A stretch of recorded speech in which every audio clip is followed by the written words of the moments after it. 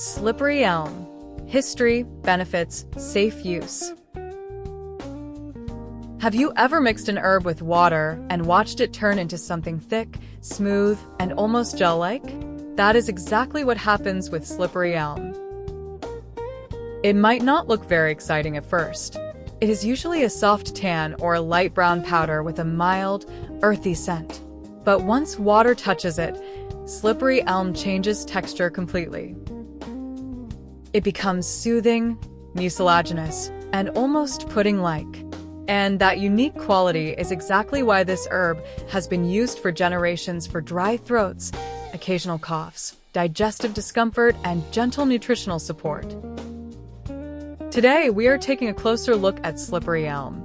We will talk about where it comes from, the fascinating history behind it, what the research and traditional use actually suggest, how to prepare it at home, and the safety details you really need to know before adding it to your herbal routine. By the end of this video, you will know how to use slippery elm in a simple tea, a soothing gruel, a throat-friendly drink, and even a traditional external preparation. What slippery elm actually is. Slippery elm comes from a North American tree called Ulmus rubra. You may also hear it called red elm, moose elm, sweet elm, or Indian elm. The powder is made from the tree's inner bark, not the rough outer bark that you see growing on the trunk. The inner bark is dried and ground into a fine powder. This inner layer contains natural plant compounds called mucilage. Mucilage is a type of soluble fiber that absorbs water and forms a thick, slippery gel. That is where the name slippery elm comes from. When you drink it, that gel-like texture may temporarily coat and soothe irritated tissues in the mouth, throat, and digestive tract. Herbalists call this action demulcent. A demulcent herb is simply an herb that moistens and comforts dry or irritated tissue. Short history on slippery elm. Slippery elm has been used in traditional North American herbal practices for a very long time. Indigenous peoples used different parts of the tree for food, craft materials, shelter, and medicine. The tree was important in practical everyday life, not only as a remedy. The inner bark could be chewed, steeped in water, made into tea, prepared as a thicker porridge like food, or mixed into a paste for external use. Some traditional preparations were used for sore throats, digestive concerns, body sores, swollen areas, and periods of illness or recovery. One of the most interesting traditional uses of slippery elm was as a nourishing food. The dried inner bark could be powdered and combined with water to create a thin gruel. Because it was soft, mild, and easy to swallow, it was sometimes given to people who were sick, older adults, or children who needed something gentle. European settlers learned about slippery elm through indigenous knowledge and began incorporating it into their own household remedies.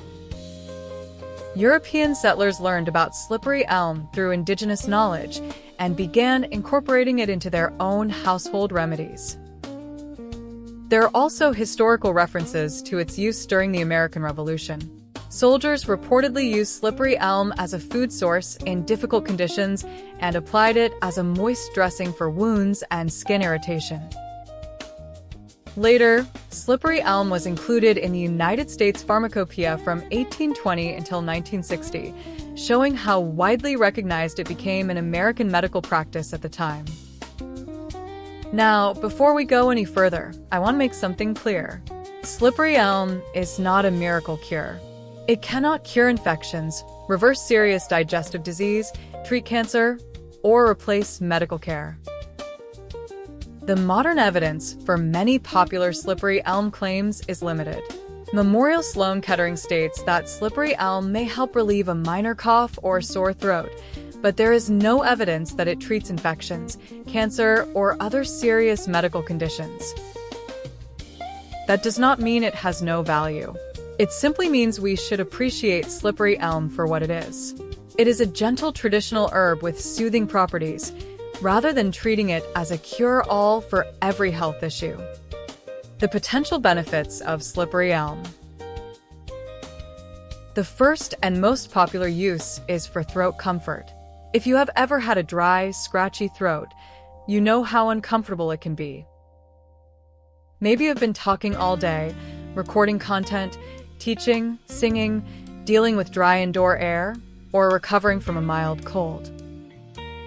Slippery elm's mucilage may create a coating sensation that can make the throat feel more comfortable. This is why slippery elm often appears in throat lozenges, herbal cough drops, teas, and soothing syrups.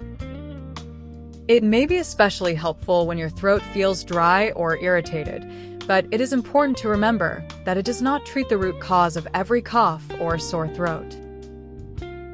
A sore throat can come from allergies, acid reflux, infection, vocal strain, dry air, smoking, medication effects, or other causes. If you have a severe sore throat, trouble swallowing, difficulty breathing, a high fever, a rash, swollen glands that persist, or symptoms that are not improving, it is best to speak with a healthcare professional. Slippery elm used for digestive comfort. Because slippery elm becomes thick and soft in water, many people use it when they are dealing with occasional indigestion, mild stomach upset, or an uncomfortable burning sensation after eating. The mucilage may create a temporary soothing layer in the digestive tract. Some people reach for slippery elm when they experience occasional heartburn or reflux.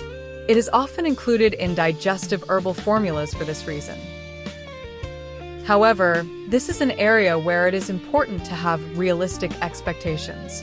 Slippery elm may feel soothing to some people, but there is not strong evidence showing that it treats gastroesophageal reflux disease, commonly called GERD. Slippery elm is also used for occasional constipation or irregular bowel movements. The mucilage in slippery elm holds water, which may help create softer stool and support easier elimination for some people. It is not the same as a stimulant laxative. Instead of forcing bowel contractions, it works more like a gentle water holding fiber. That can be helpful, but only if you use enough liquid. This is one of the most important things to remember with slippery elm. Never take thick fiber-rich herbs without drinking adequate water. If you are using slippery elm for bowel regularity, start slowly. Your body may need time to adjust, especially if you do not normally eat much fiber. Some people notice bloating or gas when they suddenly add more fiber to their routine. That does not automatically mean the herb is harmful. It may simply mean you used too much too quickly or did not drink enough fluid. A small amount and plenty of water is usually the best place to begin. Slippery elm is sometimes discussed in connection with irritable bowel syndrome, or IBS. It may be included in herbal blends intended to support digestive comfort and regularity. But IBS is a complex condition, and symptoms can look very different from one person to another. Constipation, diarrhea, cramping, bloating, and food sensitivities can also be caused by other issues. If you have ongoing digestive symptoms, blood in the stool, black stools, anemia, severe abdominal pain, fever, unexplained weight loss, or sudden changes in your bowel habits, you should get medical advice rather than trying to self-treat with supplements. Another possible benefit is hydration and comfort during illness or recovery. A warm slippery elm drink can be gentle when you do not feel like eating heavy food. Its smooth texture makes it easier to swallow than dry foods, and its bland flavor can be adjusted with a little honey, cinnamon, maple syrup, or applesauce. Think of it as an herbal comfort food. It is not meant to replace balanced meals or medical nutrition support, but as a short-term, soothing option during a mild sore throat or an unsettled stomach, it can be a useful pantry herb to have on hand. How to use slippery elm. The most common way is to make a simple slippery elm drink. Start with 1 teaspoon of slippery elm. Add it to about half a cup of cool, room temperature or warm water. Stir it well. You may notice that it clumps at first, so keep stirring until it becomes smooth. Let it sit for about 1 or 2 minutes. Then stir it again. As it rests, it will get thicker. If it becomes too thick for your liking, add more water until it reaches a consistency that feels comfortable to drink. You can sip this slowly when your throat feels dry or when you want gentle digestive support. You can also make a traditional slippery elm gruel. This preparation is a little thicker and more filling. Add about 1 tablespoon of slippery elm to 1 cup of cool water. Whisk it thoroughly before heating so you do not end up with lumps. As the mixture warms, it will become thicker, almost like a thin porridge or smooth cereal. Once it reaches the texture you like, remove it from the heat and let it cool. You can add a little cinnamon, maple syrup, mashed banana, applesauce, or a splash of plant milk if you want a more comforting flavor. This is a great preparation for days when your throat is tender or your stomach feels unsettled and you want something soft and easy to take. Another option is adding slippery elm to a smoothie. Start small with about half a teaspoon to 1 teaspoon. It will thicken your smoothie quickly, so make sure you use enough liquid. A banana smoothie, applesauce smoothie, or oat milk-based smoothie can work well because those flavors pair naturally with slippery elm's mild, earthy taste. You can also stir a small amount into oatmeal after cooking. Add a little extra water, milk, or plant milk so it does not become overly thick. This may be a convenient option if you are looking for a gentle way to include slippery elm in a morning routine. Let's talk about dosage. The right amount can vary depending on the product, how finely the bark is ground, and whether you're using a capsule, powder, tea blend, or commercial formula. That is why the label on your product matters. For plain powder, many people begin with 1 teaspoon mixed into water once daily.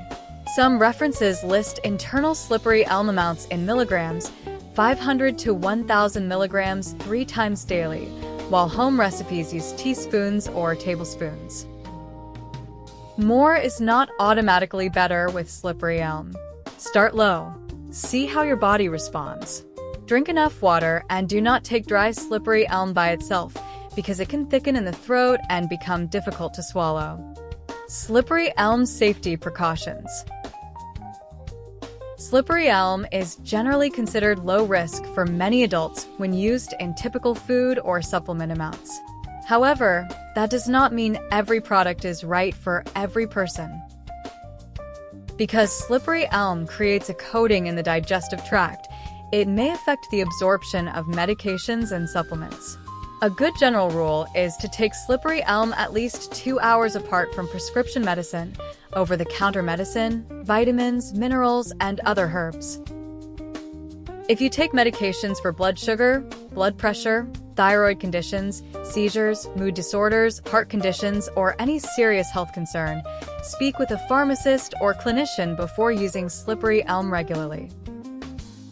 If you are pregnant, breastfeeding, preparing for surgery, have trouble swallowing, have a known narrowing in your throat or digestive tract, or have a bowel obstruction, get individualized medical guidance before using this herb. Look for a reputable seller that clearly identifies the herb as Ulmus rubra inner bark powder.